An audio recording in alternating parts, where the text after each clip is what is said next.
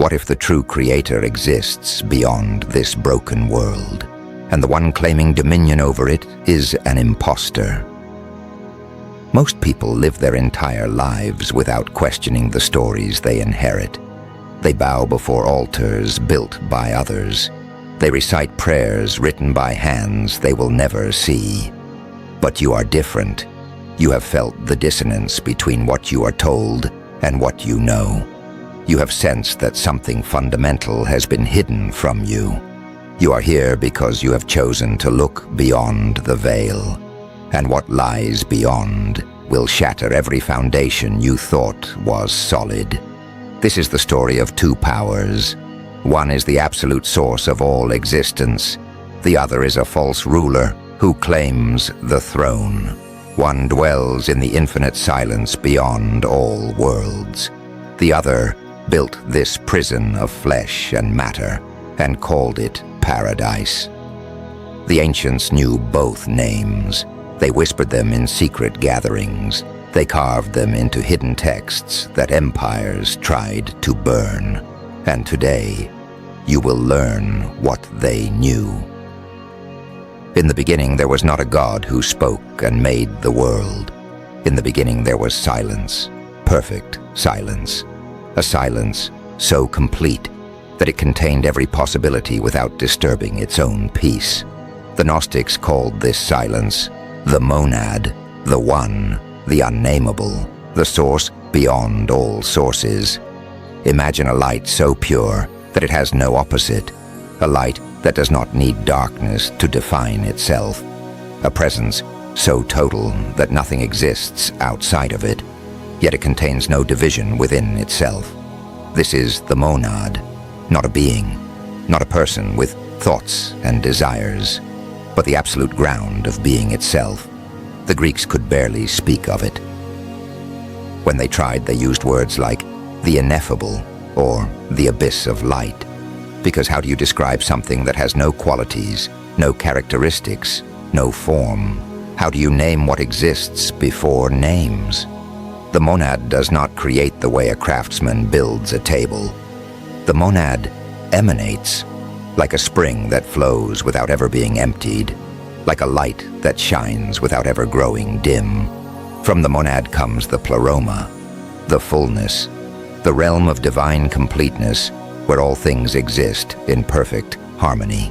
Within the pleroma dwell the aeons, vast beings of pure consciousness, each one an aspect of the divine mind, each one a facet of the infinite expressing itself. They exist in pairs, masculine and feminine, eternally balanced, depth and silence, mind and truth, word and life. This is the true divine order.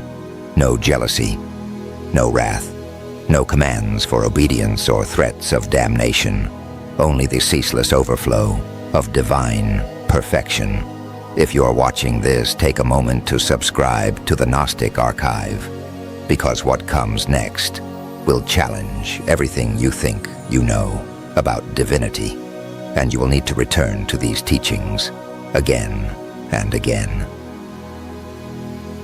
But something happened in the pleroma, something the texts describe with caution and reverence. One of the Aeons, named Sophia, desired to know the monad directly. She wished to comprehend the incomprehensible, to grasp the ungraspable. Sophia means wisdom, and in her wisdom she reached beyond her station.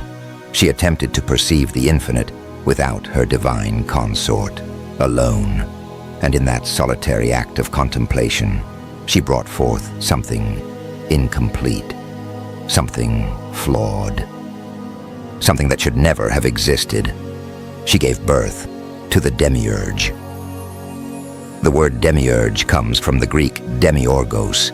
It means craftsman, builder, artisan. In Platonic philosophy, the Demiurge was a neutral figure, a cosmic architect who shaped the material world from pre-existing chaos. But the Gnostics saw something far more sinister. They saw a being born from error, a being who inherited divine power, but not divine wisdom, a being who looked upon the void and thought himself the first. The Demiurge opened his eyes and saw nothing above him. No mother, no pleroma, no monad. Only emptiness and potential. And in his ignorance he declared himself God. The texts record his words with chilling clarity. I am God, and there is no other. This proclamation echoes through the Hebrew scriptures. It is the voice of Yahweh in the Old Testament, the jealous God who demands worship, the God who punishes disobedience, the God who creates a world of suffering and calls it good. But the Gnostics understood. This was not the true God speaking. This was the Demiurge, drunk on his own limited power. The Demiurge set to work immediately. He created the heavens and the earth. But his creation was fundamentally flawed. He shaped matter, which by nature is heavy, dense, and temporary. He formed bodies that hunger and thirst and decay. He established time, which devours everything it touches. He made a world where beings must consume other beings to survive, where pain is woven into the very fabric of existence, where death is the only certainty. And he looked at this world of suffering and corruption and said, "It is good." The Demiurge is not evil in the way we usually understand evil. He is ignorant. He genuinely believes he is the supreme creator. He genuinely thinks his material prison is the pinnacle of existence. He has never glimpsed the pleroma. He does not know the monad exists. He is, in the most profound sense, blind. The Gnostic texts call him Yaldabaoth, Saklas, which means fool, Samael, the blind god. Some texts describe him as having the body of a serpent and the face of a lion, a composite beast, reflecting his composite nature, part divine power inherited from Sophia, part material chaos and limitation. To enforce his rule, the Demiurge created the Archons. These are his servants and ministers, spiritual parasites that feed on human ignorance and fear. Each Archon rules over a sphere of existence. Each one is associated with a planet in the ancient cosmology. Together, they form the cosmic prison system. They are the wardens of matter, the guardians of forgetfulness. They work to keep humanity trapped in the cycle of birth, suffering, and death, to keep us believing that this material world is all there is, to keep us worshiping the Demiurge as the one true God. If you are still watching, press the like button, because these are the truths that were suppressed for centuries, the knowledge that could set you free from invisible chains. But the Demiurge made one fatal error. In his arrogance, he attempted to create humanity. He shaped Adam from the dust of the earth. He breathed into him the breath of life. But the body lay motionless. The Demiurge could animate flesh, but he could not give it true life. He could not grant it consciousness. He did not possess that power. So the Aeons in the pleroma intervened. Sophia, seeing the creature her flawed offspring had made, felt compassion.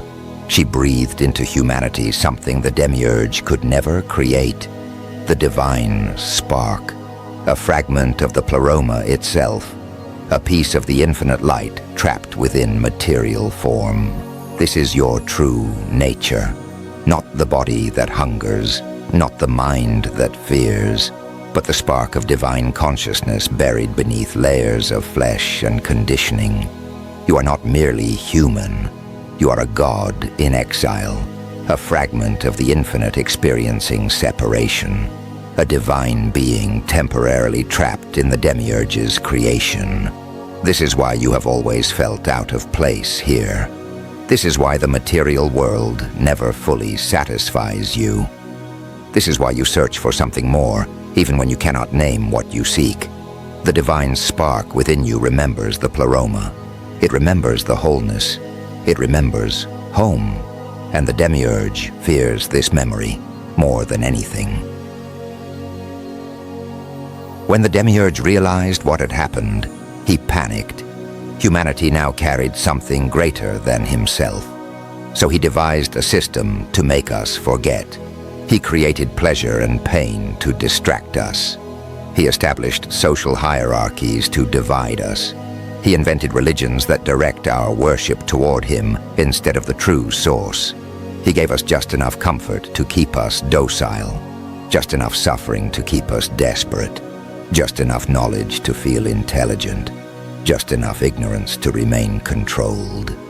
The matrix of material existence is his masterwork, not the world itself, but the illusion that this world is all there is, the belief that we are only bodies, the conviction that death is the end, the assumption that the God of this world is the God beyond all worlds.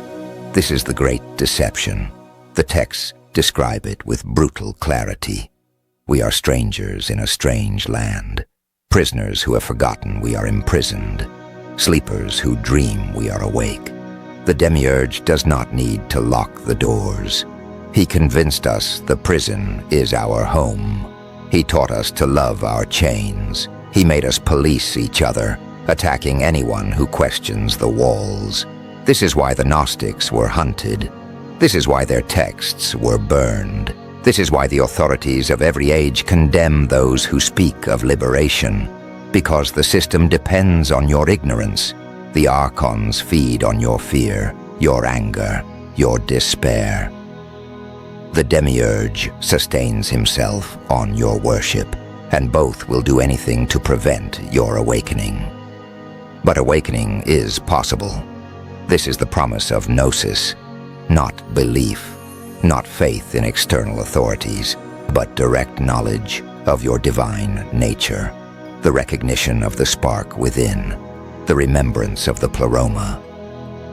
Gnosis is not learned like mathematics or history. It is remembered. It is the sudden recognition that you have always known this truth, that you have always been more than flesh, that the monad has never been separate from you. The path of awakening begins with questioning. Question the stories you were told about who you are. Question the authorities who claim to speak for God. Question the world that insists this material existence is the highest reality. Every question weakens the Demiurge's hold. Every moment of clarity diminishes the Archon's power.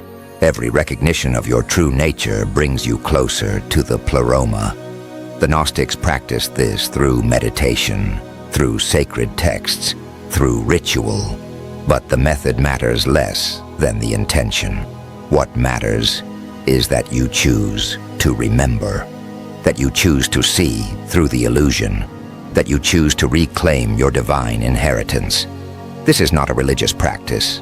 This is a revolution of consciousness. This is the war the Demiurge fears most, because it is a war he cannot win. He can imprison bodies. He can cloud minds. But he cannot extinguish the divine spark. He cannot unmake what the monad has made, and once you remember who you are, his power over you ends. Make sure you subscribe to the Gnostic Archive now, because this journey requires commitment. And the next transmission will take you even deeper into the mysteries. The ancient texts tell us that messengers from the pleroma have always come to remind us. They speak of Christ not as the son of the Demiurge, but as an emanation from the true God, a revealer who descended into matter to awaken the sleepers. His message was never about obedience to the cosmic tyrant. It was about recognizing your divinity. The kingdom of heaven is within you. You are God's. Know yourself, and you will know the all. These are not metaphors. These are literal truths that the Orthodox Church could not tolerate. So they rewrote the story. They made Christ a mediator between humanity and the Demiurge. They turned liberation into submission. They transformed Gnosis into faith. They replaced direct knowledge with institutional authority. But the truth survived. in hidden gospels buried in Egyptian sands, in the testimonies of heretics burned at stakes, in the whispered traditions of mystery schools, and now, in this moment, in your consciousness, you are receiving the transmission that spans millennia. You are part of an unbroken chain of seekers who refuse to forget. You are continuing the work that the Demiurge has tried to destroy for 2,000 years. So what does this mean for your life right now? It means every moment is a choice between remembering and forgetting. Every time you lose yourself in material pursuits, you strengthen the Demiurge. Every time you accept fear as truth, you feed the Archons. Every time you worship external authorities, you deny your own divinity. But every time you question, you weaken the prison. Every time you choose consciousness over distraction, you reclaim power. Every time you recognize the divine in yourself and others, you restore the pleroma. This is not about escaping the world. This is about seeing through it, not rejecting the body, but understanding it as a temporary vehicle, not hating matter, but refusing to worship it. The Gnostic does not flee from life. The Gnostic moves through life awake, aware that this world is a shadow, aware that the true self cannot be harmed by anything material, aware that death is not the end, but a transition. You are eternal, you are divine, you are a fragment of the infinite, experiencing itself in finite form, and no God, no Archon, no power in this cosmos can change that truth. The war between the monad and the Demiurge is not a war of armies, it is a war of consciousness. The monad does not fight, it simply is, perfect, complete, unchanging. The Demiurge cannot attack the pleroma, he cannot even perceive it. His only weapon is deception, his only power is your forgetfulness. And both are powerless against one who remembers. This is why you are here. This is why you found this channel. This is why these words resonate in your chest like an ancient bell. Not because I am teaching you something new, but because I am reminding you of what you have always known. The divine spark within you recognizes these truths. It has been waiting for this moment. It has been calling you toward awakening your entire life.